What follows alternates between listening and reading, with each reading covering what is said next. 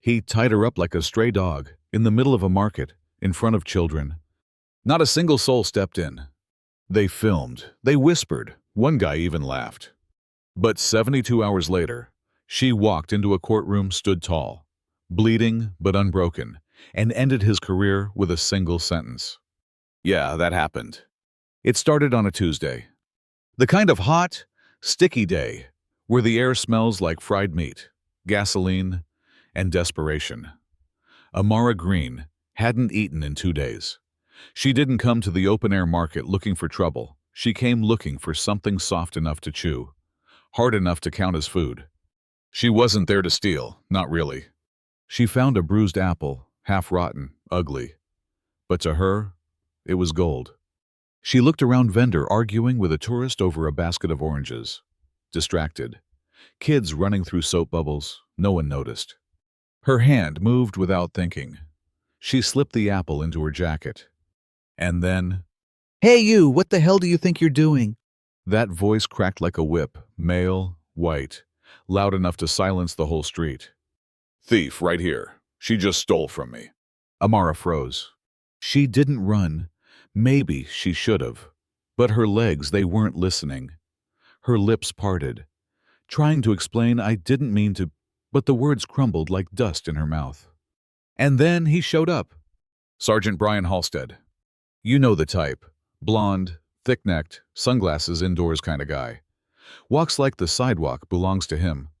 He looked at Amara the way you look at gum on your shoe. No ID, no purse, no bags. Figures. He muttered loud enough for everyone to hear. Another stray looking for handouts. Amara tried again, quiet this time. "Please, I wasn't—" "Don't move." His hand went to his belt, not for cuffs, not for zip ties, for a coil of rope. Rope. People stopped shopping. Phones came out. A woman gasped. A teenager pulled out earbuds. A man in a janitor's uniform gripped his broom, opened his mouth but said nothing. "What are you doing?" someone asked from the crowd, weak, too soft to matter. "She's resisting," the sergeant barked. But Amara hadn't even moved. He shoved her to the pavement, hard. Her face hit hot concrete. Her shoulder cracked against the curb. She didn't scream, just winced, whispered, "Please don't." He didn't care. He tied her wrists, not tight like an officer trying to restrain a suspect. Loose, lazy, disrespectful, like roping cattle. Then her ankles. People recorded. No one helped. Even the janitor looked down, his shoulders slumped. One step back, silent. And just like that, the message was sent to the whole damn city. This is what we do to people like her. He dragged her by the rope through dust and heat and shame, through whispers and silence and stares. They passed a bakery. The smell of cinnamon rolls hit her nose. Her stomach turned. Her knees scraped the sidewalk. And still, no one stopped him. Across the street, a woman in a Tesla filmed from inside her car. "I can't believe this is real," she whispered. But she didn't get out, just held up her phone like a shield. "Lord have mercy, save." By the time they reached the holding van, Amara's blouse was torn, her face bleeding, and still, her eyes were whole. One teenager watching whispered, "They're gonna regret this." He didn't know why he said it, but he felt it. At the senior center across town, the video played on loop. Old men with bingo cards frozen in midair. One woman muttered, "It's the rope. That's what breaks me." A veteran stood up and walked out. No words, just silence. By sunset, the video had 1.2 million views. By midnight, 3 million? It hit the mayor's desk before dawn. Local journalists, the kind that usually cover water pipe repairs and high school football, suddenly found their fire again. "What is your office doing about the use of rope restraints on civilians?" one demanded. "Is this standard protocol? Was there authorization?" The press secretary had no answers, just excuses that evaporated faster than the public's patience. Still, no one knew her name. Until Jules Moreno dug deeper.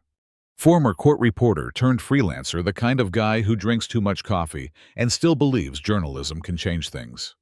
He followed the trail through deleted arrest logs, bar records, old court clerks who barely remembered her face. Then he found it. Her name, Amara Green. Graduated top of her class, clerked for a civil rights attorney, passed the bar in 2 states, practiced law for nearly a decade. Then nothing. 12 years of silence. Not absence, erasure. He took that name to a woman who remembered. Rose, retired judge, sharp eyes, soft voice. "You're not press," she said. "You're too nervous to be selling something. So, what do you want?" He told her. She didn't blink. "Someone made sure we forgot who she was," Jules said. Rose just nodded and opened the door wider. By the end of the day, people gathered on courthouse steps. Some carried signs, others just stood there, eyes fixed, breath held, waiting. Inside, Blake Halstead stood by a vending machine, arms crossed, confident, but his eyes restless. "She's not going to show," he muttered. But then she did. Her blazer didn't fit, the sleeves too long. It was a donation from someone at the shelter. Her shoes were scuffed but clean. She walked like every step was a choice. People leaned in as she entered the courtroom. No grand entrance, no music, just presence. When she reached the front, she turned. Faced the room, faced him. Her voice didn't shake. "I lived in shelters. I slept sitting up. I learned to disappear. I learned that people fear a homeless woman more than they fear a man with a badge." You could hear breathing. You could hear the world shifting. Judge Esther Lowe asked her to continue. And Amara told the truth. Not the viral version, not the hashtags.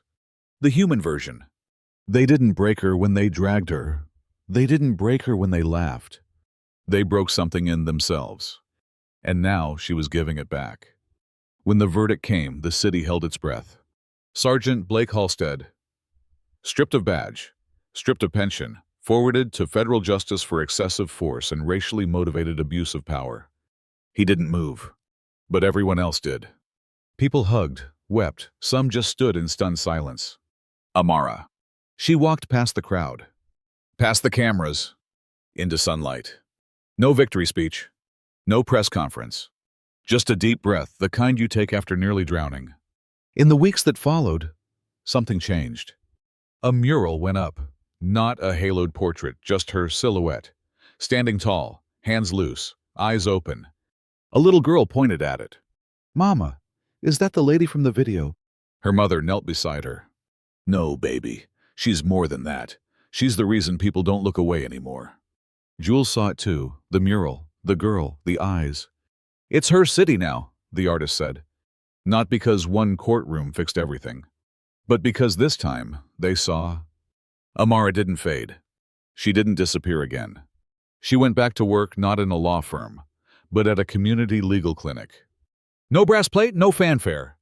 Just stacks of folders, a keyboard, and a chair like the one she once sat in, asking for help. She typed intake forms now, name by name, story by story. She didn't need business cards. People found her.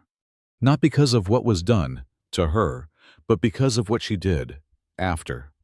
One afternoon, a girl on a bike stopped at the mural. "That's you," she said. Amara didn't deny it. "Why'd they paint you?" She paused, smiled.